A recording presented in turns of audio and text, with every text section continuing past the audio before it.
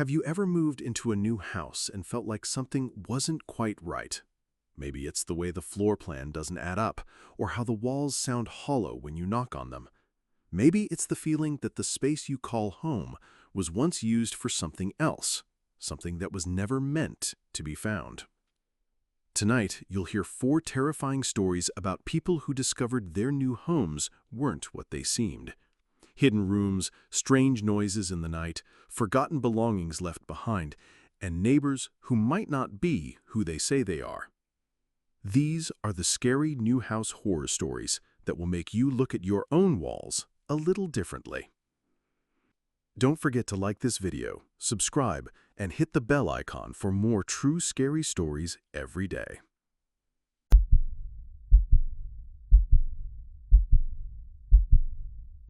This account comes from Daniel Rivera, a civil engineer from Dallas, who says one house nearly broke his lifelong love of numbers. Daniel admits he's obsessive about measurements: square footage, ceiling heights, wall lengths. He notices when things don't add up. So when he bought his first home in December of 2021, a modest 70s ranch with a partially finished basement, he did what came naturally. He pulled out his tape measure. The listing claimed 2,140 square feet. Daniel's math, closer to 2,100, off by about 40 feet. Not much, but enough that it gnawed at him. At first, he assumed it was realtor error, but the more he studied the layout, the stranger it seemed. The north wall of the living room had a built-in bookshelf that jutted just a little too far, throwing off the proportions of the space. Behind that wall, in the back hallway, the numbers didn't line up. The corridor ended flat when there should have been another 5 feet of depth. He pressed his hand against the paneling. Hollow. Not drywall hollow, empty space hollow. For a week he ignored it, but one Friday night he gave in.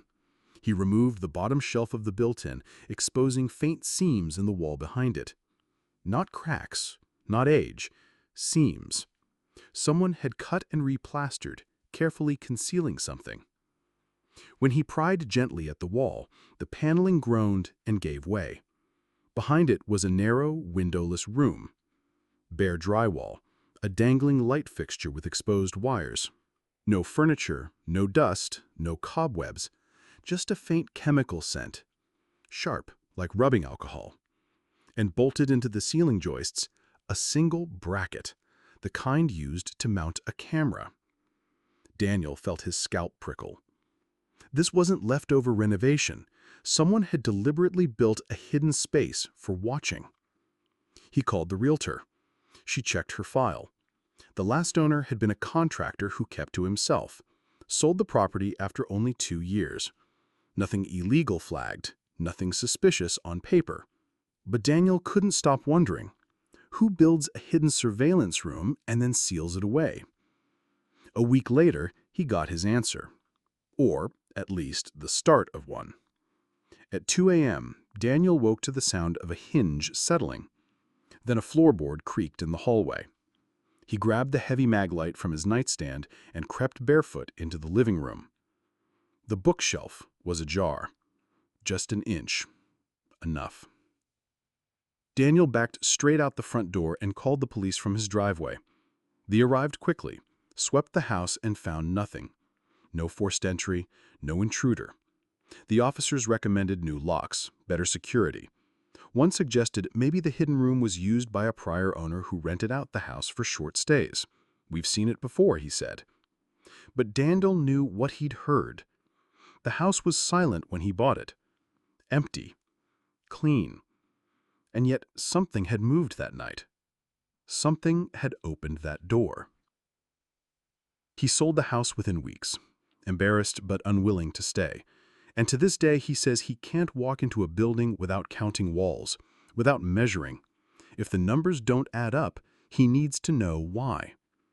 Because somewhere in Dallas, someone built a hidden room to watch. And for a few sleepless weeks, Daniel lived right next to it.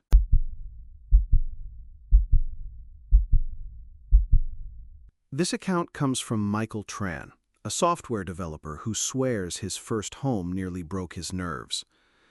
Michael wasn't a social person. He preferred the quiet glow of his monitors over handshakes and small talk. So when he finally bought his own place in St. Louis in the spring of 2021, he was looking forward to silence. No roommates, no landlord.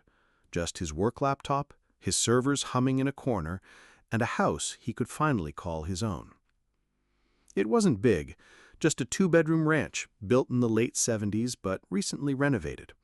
The smell of paint still clung to the walls when he moved in, and the new carpet made the whole place feel fresh. The realtor called it a starter home, but Michael wasn't planning on moving again. This was it, his base. The first week passed quietly. He unpacked, grabbed groceries, and took late-night walks down the tree-lined street. The neighbors, mostly older retirees, were friendly enough. On his third night, while dragging his trash bin back to the garage, a woman across the street waved and called out, "Another new guy, huh?" Michael blinked. Another? She smiled faintly, as though it was an inside joke. "Yeah, you're the third in just a few months." Michael figured she was confused. Maybe she meant the previous owner before the management company flipped the house. He gave her a polite nod and headed inside. But the next day, while mowing the patchy lawn, a man walking his dog stopped and said almost the same thing. "Huh, thought you were gone already. You're the new one again." Michael pressed. "What do you mean, again? The house just sold." The man shrugged like it wasn't a big deal. "Well, there was that guy before you. Tall, shaved head. Moved in earlier this summer. Then one day, poof, gone." And with that, he kept walking. Michael's paperwork was clear. He'd closed in August. Before that, the property belonged to a management company. No private owners listed for years. But the comments from neighbors wouldn't stop rattling in his head. The first strange thing happened about a week later. Michael had fallen asleep at his desk after a marathon coding session. Around 2 a.m., he stumbled into the kitchen for water and froze. The back porch light was on. He hadn't touched that switch once since moving in. He stood in the dark kitchen staring at the glow through the glass. His rational brain told him he must have brushed the switch earlier, but deep down he knew he hadn't. He turned it off and forced himself back to bed. The next morning, he casually mentioned it to the woman across the street. Her face shifted. "You sure you didn't see him?" Michael frowned. "Who?" "The guy before you," she said in a lowered voice. "Tall, shaved head. He used to sit out there on that porch late at night. Light on, cigarette in hand. He'd nod when I waved. Then one day, gone." Michael's stomach dropped. He brushed it off, but the more neighbors he spoke to, the stranger things became. An older couple down the block asked if he'd finally fixed the leaning fence out back. The other guy never bothered with it, they said. Michael hadn't touched the fence. That night, unable to resist, he searched online for anything tied to his address. Buried on page 3 was a missing persons report. Daniel Harris, last seen in St. Louis, June 2021. The photo was grainy, pulled from social media, but Michael recognized him instantly. Tall, shaved head. The kind of man you could imagine sitting under a porch light at 2 a.m. The timeline gnawed at him. Daniel went missing in June. Michael bought the house in August, and yet nobody had mentioned him in the paperwork. Then came the noises. Michael's bedroom shared a wall with the hallway ceiling hatch that led to the attic. At night, he began hearing faint thumps above him. At first, he tried to believe it was raccoons or squirrels, but the sound was too deliberate, too heavy. Footsteps spaced like someone moving carefully across floorboards. He barely slept for days. And then one Friday night, lying awake at 2 a.m., he heard it again. The soft shuffle above him, the porch light glowing through the blinds. That morning, Michael decided he was done wondering. He yanked down the attic ladder with a flashlight in hand, heart racing. The beam cut across the rafters and froze on a figure. A tall man with a shaved head stood hunched among the beams, his shoulders angled forward as though he'd been waiting. His eyes locked on Michael's, expression unreadable. For one suspended moment, neither of them moved. Then instinct took over. Michael dropped the flashlight, spun, and bolted barefoot through the front door. Behind him, he heard the ladder creak violently, then heavy footsteps pounding down the hallway. A door slammed, footsteps scattered into the yard. Michael called the police from the driveway, hands shaking so badly he could barely hold his phone. They searched the attic, the yard, even canvassed the block. No trace. The officer gave him a look that was both sympathetic and unsettling. "Whoever it was, they ran the second you bolted," he said. "But maybe don't sleep here tonight." Michael didn't. And he never did again. He packed up within weeks, sold the house at a loss, and moved to an apartment downtown. He says what haunts him most isn't the footsteps or even the man's silhouette. It's that for just one moment, under the beam of his flashlight, the stranger didn't rush him, didn't lunge. He just stood there, watching him, waiting for Michael to make the first move.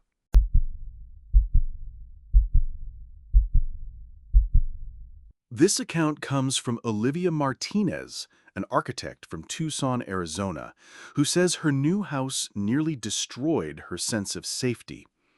Olivia bought her adobe ranch in early 2022, right after a market dip. She was confident enough in her trade to take on an older place, something with quirks, not a complete teardown.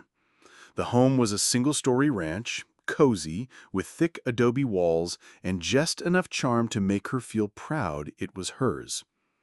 The first week was bliss. She painted, stacked books in corners waiting for shelves, ate takeout cross-legged on the floor, savoring the silence. After years of roommates and rentals, she finally had her own space. But small oddities crept in. While mounting a shelf in the guest room, Olivia noticed the wall felt deeper than it should. Architects develop an instinct for space. The thickness of walls, the feel of a stud, the echo of a cavity. This wall felt wrong, too hollow, too wide. She brushed it off as shoddy southwestern remodeling. Tucson was full of it. Then groceries started vanishing. A banana missing, a block of cheese lighter than yesterday, a leftover burrito gone from the fridge. Olivia told herself she was tired, distracted. But she started counting items, literally taking stock before work. Still, things disappeared. By week 2, another oddity surfaced. Smell. A faint trace of tobacco. Not fireplace smoke, not incense. Cigarette smoke. Olivia didn't smoke, and the previous owner, a health-conscious yoga teacher, had sworn the house was smoke-free. She walked each room, sniffing corners, but the smell drifted and dissolved before she could pin it down. Her work left her restless with projects. One weekend, she decided to open a small alcove in the living room wall for a recessed shelf. She measured, cut a test square, and froze. The cavity wasn't 4 inches thick like a standard wall, not 6 like plaster, nearly a foot deep. And inside? Debris, a crumpled fast food wrapper, a cigarette butt with ash still clinging. Her scalp prickled. That night, Olivia couldn't stop staring at the patched hole. By morning, she had a plan. Before heading to a job site, she left her phone recording on the kitchen counter. 6 hours later, she replayed the footage. At first, nothing but the hum of the fridge. Then the faint shuffle of movement, a muffled cough, and at one point, the sharp flick of a lighter. Her hands trembled. She called a contractor friend, pretending she'd discovered a structural anomaly. He came Saturday. Together they pulled open a larger section of drywall in the guest room. What they uncovered chilled them. Blankets spread thin across insulation, a small duffel bag shoved into a corner. Someone had been living inside the walls. Her friend stepped back as if burned. "Call the police, now." The officers who arrived didn't laugh. That was the worst part. They moved with practiced efficiency, checking vents, crawl spaces, attic entries. They found a narrow opening inside the wall void leading up toward the rafters. Someone had been moving freely between hidden spaces, slipping down at night while Olivia was asleep, or worse, while she was awake. The duffel bag contained food wrappers, cigarette packs, and a cracked phone with no SIM card. Whoever it was had slipped away, either while Olivia was gone or while she and her friend were making the call. One officer shook his head grimly. Happens more than you think. Older houses are easier to crawl into. Lucky, he said.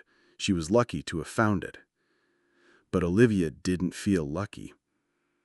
That night, she packed a bag and booked a hotel, every lamp left on until dawn. She couldn't shake the thought. Someone had been close enough to hear her brushing her teeth, smell her dinner, listen to her on the phone. The house wasn't structurally unsafe, but it was ruined for her. The intimacy of the violation was too much. She sold within 6 months, disclosing the incident to buyers. Someone eventually bought it, calling it quirky history. But Olivia says she's never lived the same way since. Every place she's rented or bought afterward, she measures the walls, checks the vents, listens in the dark. Because once you've heard a stranger cough inside your walls, you never stop listening for it again.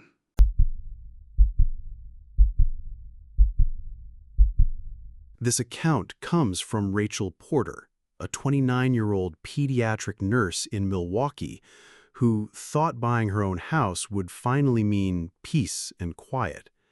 After years of tiny apartments, paper-thin walls, and roommates with clashing schedules, Rachel was ready for stillness. Her new place wasn't huge. 2 bedrooms, hardwood floors that creaked with every step, and just 1 bathroom. But it was hers. For the first time in her adult life, she had a front door that locked behind her and no one else's noise to manage. Her life quickly fell into rhythm. Long hospital shifts, late dinners, laundry folded in front of the TV, and quiet nights where the hum of the fridge was the loudest thing in the house. But it didn't stay quiet for long. At first, it was groceries, a yogurt gone, a granola bar wrapper left on the counter, a bottle of iced tea lighter than it should have been. Rachel told herself she was tired, distracted, forgetful from 12-hour shifts. But the pattern continued. Then came the noises. Her bedroom sat beneath the attic hatch, and late at night, always between 2 and 4 a.m., she began waking to faint shuffling overhead. Not creaks of an old house settling, but deliberate sounds. Slow, spaced-out steps across boards. She bought traps, convinced herself it was an animal, but nothing was ever caught. And rodents don't unscrew the cap on a bottle of soda. The tipping point came one Saturday morning. Rachel had left a neat stack of scrubs folded on her dresser the night before. When she reached for them, the top shirt was unfolded, as if someone had picked it up and put it back down. That was the first time her pulse spiked with something she couldn't explain away. After that, she started watching her surroundings obsessively, the angle of the blinds, the way her shoes sat by the door, and she began to notice small shifts. Blinds tilted differently, a chair nudged away from the table. Her sense of safety cracked piece by piece. Then one morning she saw it. The attic hatch wasn't flush. The wooden panel had shifted just enough to leave a seam of darkness showing. She hadn't touched it since moving in. That night she lay awake staring at the ceiling, dread twisting her stomach. Around 3 a.m., the sound came again, a single heavy thud. By morning she'd had enough. Still in scrubs after her shift, she dragged a chair under the hatch, pulled the cord, and lowered the ladder. The smell hit first. Stale clothes, old food wrappers. She climbed a few steps, flashlight shaking in her hand, and froze. Against the far wall was bedding.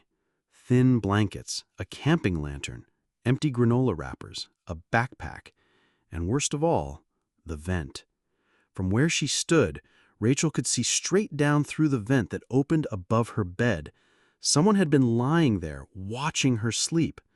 She scrambled down, slammed a hatch, and called the police. 2 officers arrived, flashlights sweeping through the attic. They found the bedding, the food wrappers, the open backpack. The back window had been nudged open, screen removed. Whoever had been living up there had slipped out before they arrived. The officers collected evidence and reassured her it looked like a transient who had been squatting, but reassurance meant nothing. Rachel left that night and never slept there again. She says the scariest part wasn't the noises or the missing food. It wasn't even the thought of someone watching her through the vent. It was realizing that all her locked doors and good habits meant nothing, because someone had already been inside, above her, memorizing her patterns, living parallel to her without her knowing it. She sold the house months later, full disclosure and all. Someone else thought it was just an odd story, but Rachel says to this day she still checks ceilings, attics, and vents before unpacking boxes anywhere new. Because once you've learned how close someone can live without you noticing, you never forget it.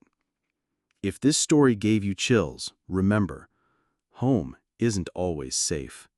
Smash that like button, hit subscribe, and turn on notifications so you never miss the next scare. And if you want more, don't click away just yet. Check out my video on 9 true most chilling neighbor horror stories for sleepless nights, because sometimes the real danger is right across the street, or watch the 4 disturbing true Home Alone horror stories, because silence isn't always empty. Stay alert, stay safe, and I'll see you in the next nightmare.